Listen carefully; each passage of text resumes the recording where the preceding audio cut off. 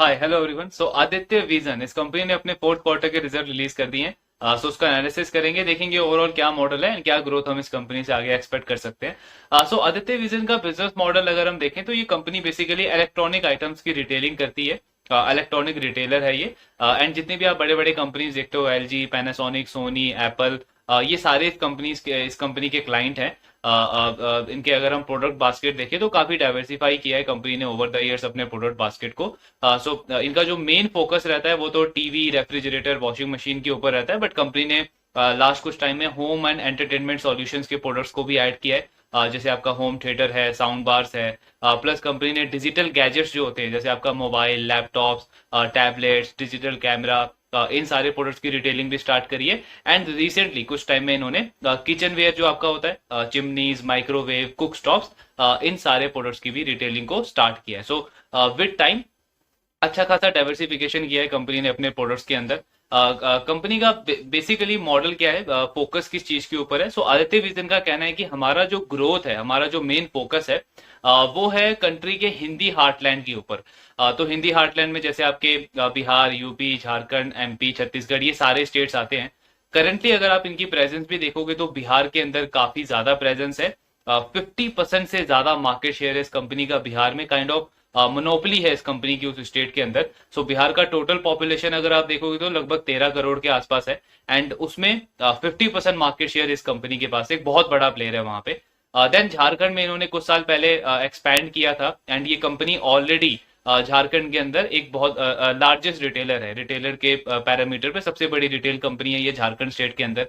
एक दो साल पहले इन्होंने यूपी के अंदर एंटर किया था, और अभी यूपी में भी अच्छा खासा एक्सपेंशन चल रहा है कंपनी का। अब इनका मेन फोकस क्या है कि जो बिहार में इनको सक्सेस मिली है, जो बिहार का मॉडल है इस कंपनी का, वो ये रेप्लिकेट कर रहे हैं यूपी के अंदर। यूपी में बहुत बड़ा फोकस है आदित्य विजन का करंट टाइम में। कंपनी का कहना है कि ईस्टर्न रीजन, ईस्टर्न यूपी में जो हमें सक्सेस मिली है, वहां से अब हम सेंट्रल यूपी की तरफ धीरे धीरे एक्सपैंड कर रहे हैं, वहां पे नए स्टोर्स ओपन कर रहे हैं।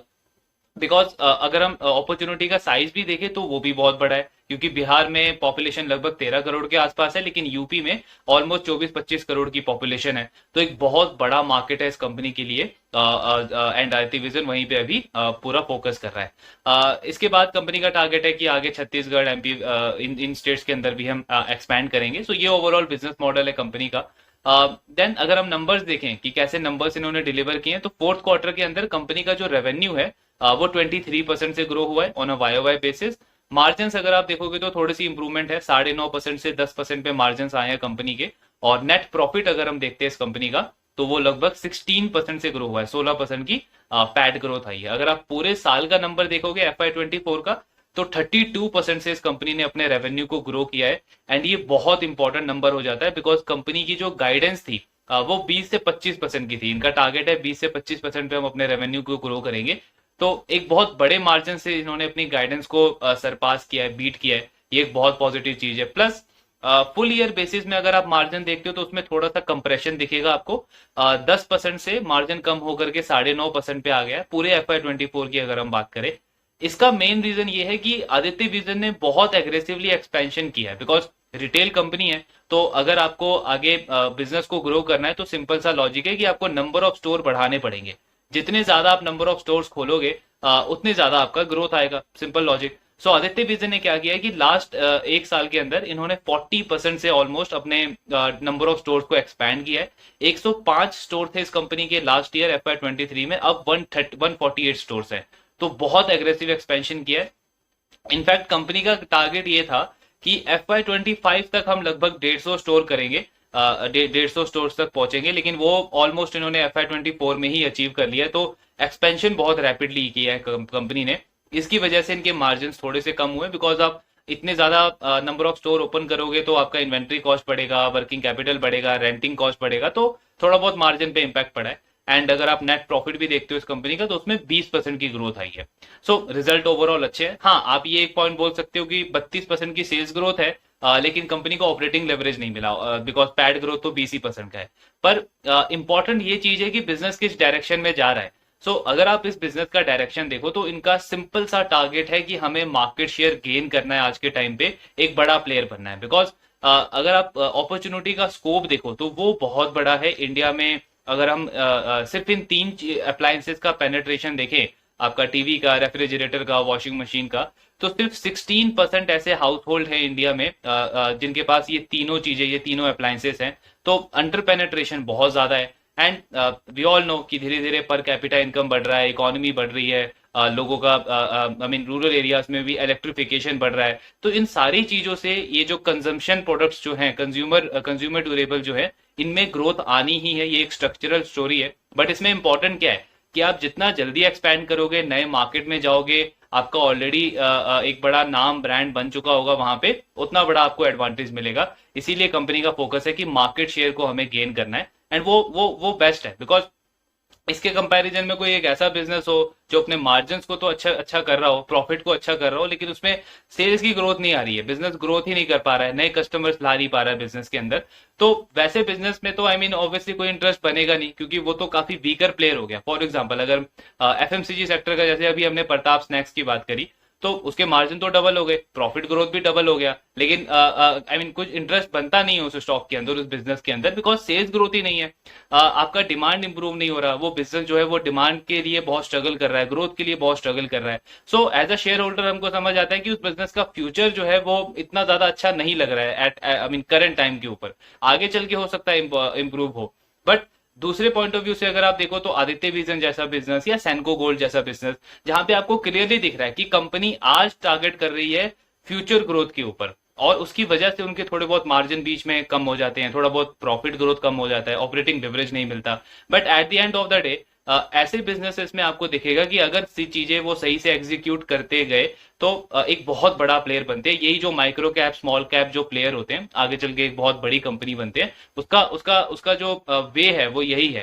एक्सपैंड करने के लिए आपको शॉर्ट टर्म में थोड़ा बहुत पेन लेना पड़ता है, तो वो ये कंपनी ले रही है, अच्छे डायरेक्शन में मूव कर रही है। प्लस कंपनी का कहना है कि कुछ चीजों में हमें कॉम्पिटेटिव एडवांटेज भी है, बिकॉज जो बड़े रिटेलर्स हैं, रिलायंस रिटेल है, डी मार्ट है, आपका क्रोमा है, विजय सेल्स है, इनका मेनली फोकस जो होता है वो मेट्रो टीयर 1 सिटीज के ऊपर होता है। एंड इनफैक्ट अगर ये इन स्टेट्स के अंदर आते भी हैं, जैसे बिहार में, झारखंड में अगर ये आते भी हैं, तो वहां पे भी जो बड़े सिटी हैं, इनिशियल एक्सपेंशन इनका उन्हीं सिटी में रहता है। फॉर एग्जांपल अगर बिहार में आ रहे हैं तो पटना में इनका ज्यादा फोकस रहेगा, या अगर झारखंड में जा रहे हैं तो वहां पे रांची पे ज्यादा फोकस रहेगा, यूपी में जा रहे हैं तो लखनऊ, कानपुर में ज्यादा फोकस होगा। सो जो बड़ी सिटीज है वहां पे ज्यादा फोकस रहता है इनका। एंड इस वजह से आदित्य विजन को एडवांटेज मिलता है, बिकॉज इनकी जो प्रेजेंस है वो टीयर 3, टीयर 4 सिटीज में ज्यादा है। प्लस दूसरा पॉइंट क्या है कि ये जो रिटेलर्स है ये कॉर्पोरेट रिटेलर्स हैं। एंड आदित्य विजन का कहना है कि हमारा जो रिटेलिंग का स्टाइल है वो देसी रिटेलिंग का स्टाइल है।